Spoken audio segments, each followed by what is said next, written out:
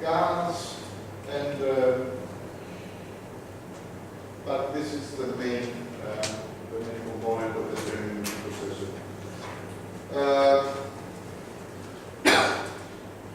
Now, a little bit about CUDA, some general things.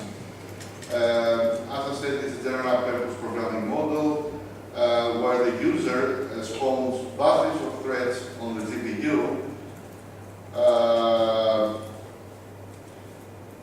We have specialized drivers to actually what happens in the execution of a program. It first loads the library for CUDA, it creates the CUDA runtime environment, and then sends all the results to the CUDA driver, and the CUDA driver actually feeds the GPU with instructions to be executed. So this is the main flow of how things go.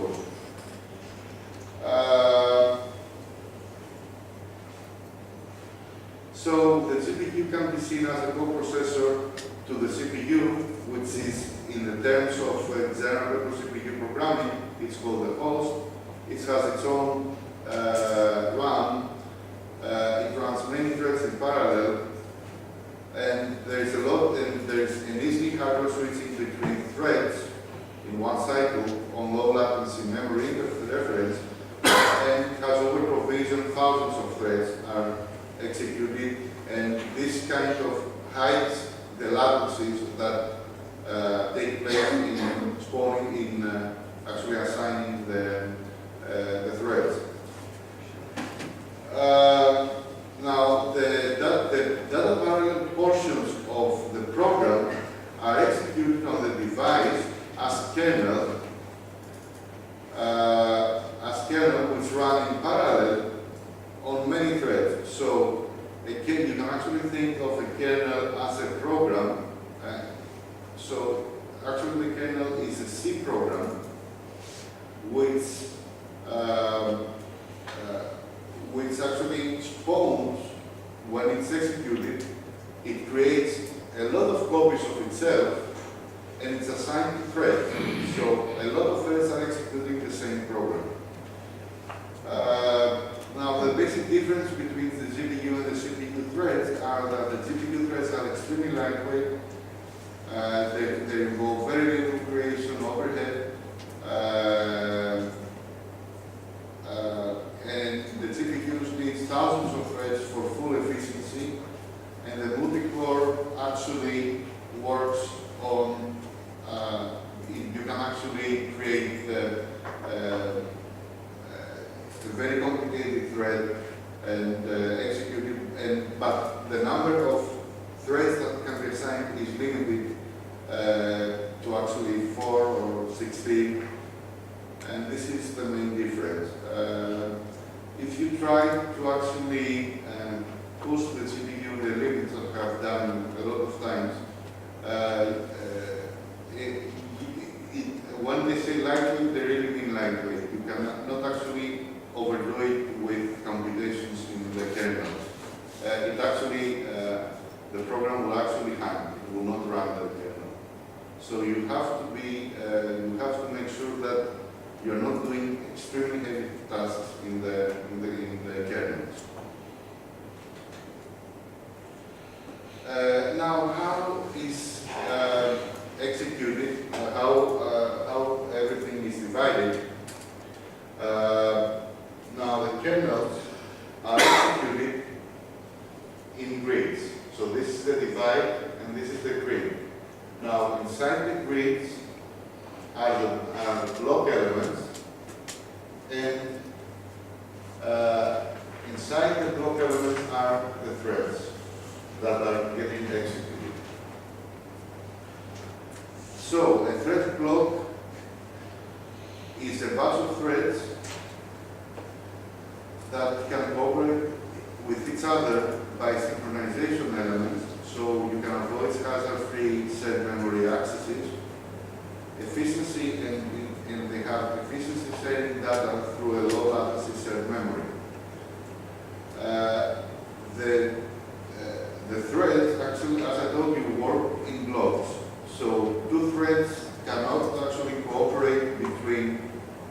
different blocks unless you can actually synchronize this with the high latency global memory, which should be avoided.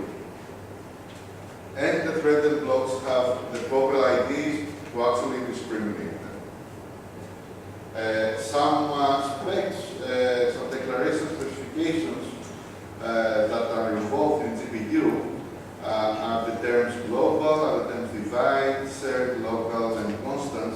Now there are some keywords like the thread index and the block index, which are used to actually have the information of the thread in the block.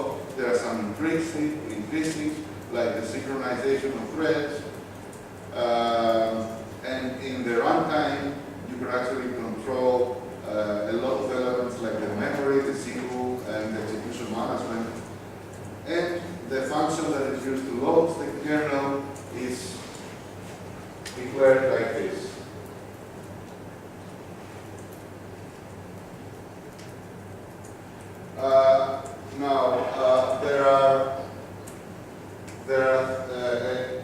These are the types of functions that can actually be executed.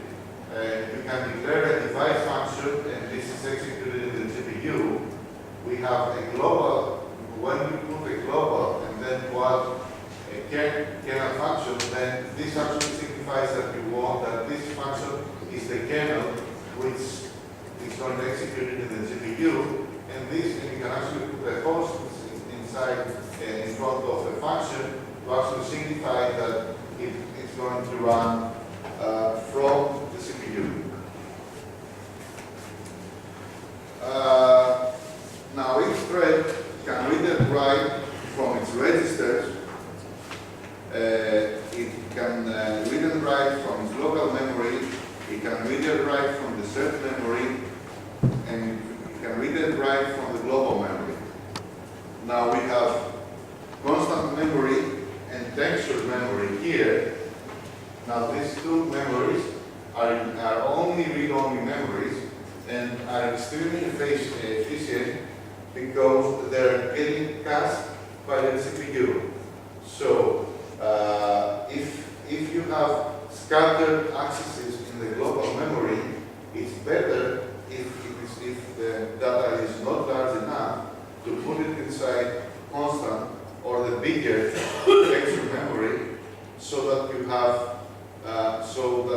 caching, and this actually accelerates. If you have a moderate array and you use a texture memory and you have scattered accesses, you can improve the efficiency by something like 45% and 50%. So this is actually very useful.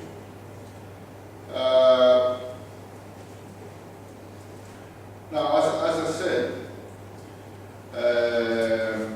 these are the main, we have, as I told you, we have the global memory, which is outside of the state, and we have the constant and texture memory, which are initialized by the host, and its contents are all visible by all threads.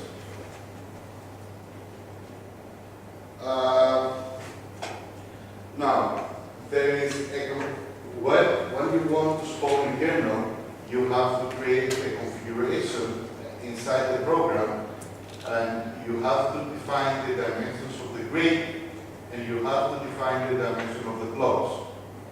So here in the blocks, we have created a three-dimensional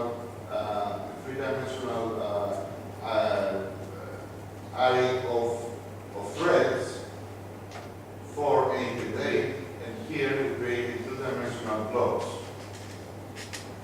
We also can declare how many bytes we want in the shared memory, and you can invoke the kernel by this function by specifying its grid and its block and how many shared memory bytes you want, and then the function, the name of the function, with its parameters.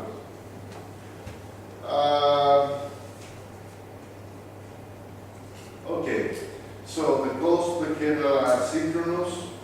So when the kernel is involved, then the control is getting returned to the CPU, so you can do other tasks. And recursion in kernels, you cannot actually call the kernel from kernel in CUDA release prior to 5, but nowadays you can actually create recursion in the kernels. Now, a single program, don't get so much confused on it. It's like this, a very simple program which adds to an array some constant. So here you have the CUDA malloc, so you reserve memory to the CPU. You have a CUDA memory copy, you transfer the memory from the host to device. You define the number of blocks, then you call the kernel, and then you return the data back from the device to the host. And this is actually the kernel that is going that you are involved with. And you get the index value of this array from its indexes, from the block index and the thread index, and here you use the index to actually add an element. This is a very simple example. So, as I told you, the hierarchy of the kernel invocation involves the thread, and inside, and let's start from here. So here is the grid. Inside the grids are blocks, and inside the blocks are threads. Okay. Inside the block, you can have maximum 1024 threads. The communication inside the block is done with its shared memory, which is extremely fast. We have the thread index and the block index to characterize the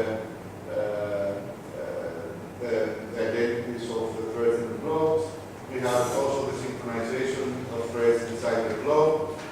So we avoid some write and read and write, and write and read, and write and write hazards. And we have the grid, which is created by this function.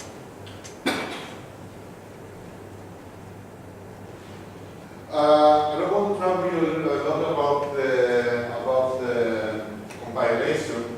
In CUDA we have the MCC compiler, which creates the paragraph which actually discriminates between the CPU code and the CPU code, and it creates for the